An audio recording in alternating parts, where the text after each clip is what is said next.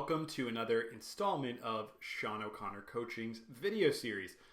I'm Sean, and over the next 2 months, I'm going to be spending some time unpacking what are called the 11 core competencies of coaching.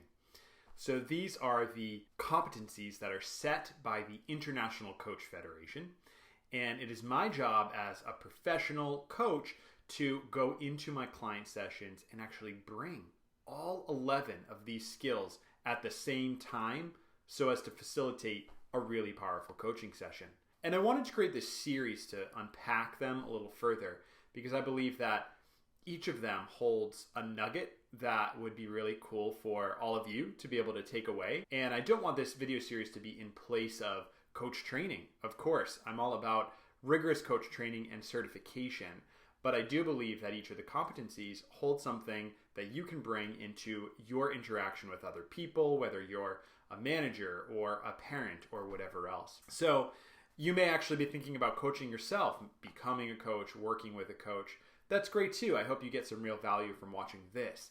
But this is really designed for anyone who wants to learn a little bit more about coaching, what it is, and what all these elements are that make up this relationship between a coach and a client.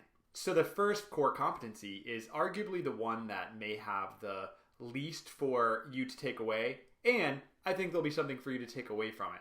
And the reason I say that it has the least is because it is something that's really foundational. It's actually very much about setting the foundation of a professional coaching relationship. So like I say, you're not necessarily going to do that in the office workplace as a manager, unless you are establishing a formal coaching relationship. But here's what it is. The very first one is called following and adhering to professional guidelines and ethical standards. So there's ethics. This is actually a thing. Coaching's a real thing with a whole body of ethics and standards.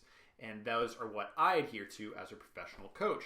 Probably the biggest piece of this competency is what's called clearly making the distinctions between coaching and a few other forms of professional service to your clients, both up front so that a client understands and also ongoing to make sure you're coaching them and not doing something else.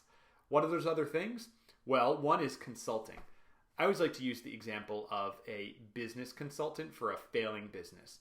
So if there's a small business, they might hire a consultant to come in and look at the books and really dig into why it's failing and what's possible for it. And then that consultant would likely go do something like generate a report or work directly with that business owner to give them recommendations about how to get their business out of the gutter. So in that case, that consultant is an expert. He's an expert or she is an expert in small businesses and getting them out of the gutter. In the coaching relationship, I like to think of it as we're on a road trip. My client wants to go somewhere. Maybe they don't know where they want to go yet, but we'll figure that out. But ultimately, they have some future direction they're looking to head. And rather than guiding them forward and being the expert on where that is, I actually relate to them as the expert of their own life and affairs. So what it ends up looking like is we're on this road trip with me in the passenger seat, my client in the driver's seat, ultimately calling the shots, but I'm there as sort of the ultimate road trip buddy. I have everything we need to make sure that the driver really knows where they want to go. They're taking a great route there, and I'm using all my tools, these 11 core competencies, to get them there. So the other distinction I make is between coaching and psychotherapy. Psychotherapy being an incredibly helpful form of professional service out there in the world for people. I know from personal experience how psychotherapy can be an amazing venue to unpack a lot and not have it be about a structured plan right from the get-go of where you want to head.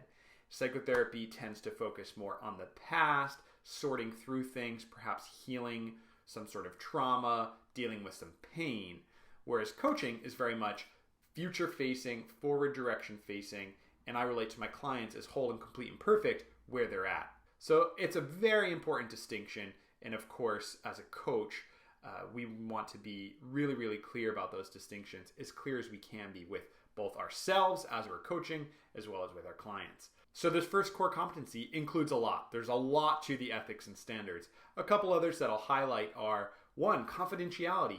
That is so important in the work I do with clients. It's keep it absolutely strictly confidential. The only reason a coach would ever break confidentiality is if they're required by law to do so. Conflict of interest. I don't want to be starting a sexual relationship with a client. Ideally, I don't want to be working on any kind of business partnership other than the coaching work with a client. There's lots of things that can be conflicts of interest, which are against our ethic. You can actually find all these core competencies online, as well as the full set of ethics and guidelines on the International Coach Federation website. I hope there was something in there for you to take away. I know in this series of 11 core competency videos, there's going to be so much for you to learn and grow from. So thanks for watching and tuning in to Sean O'Connor Coaching.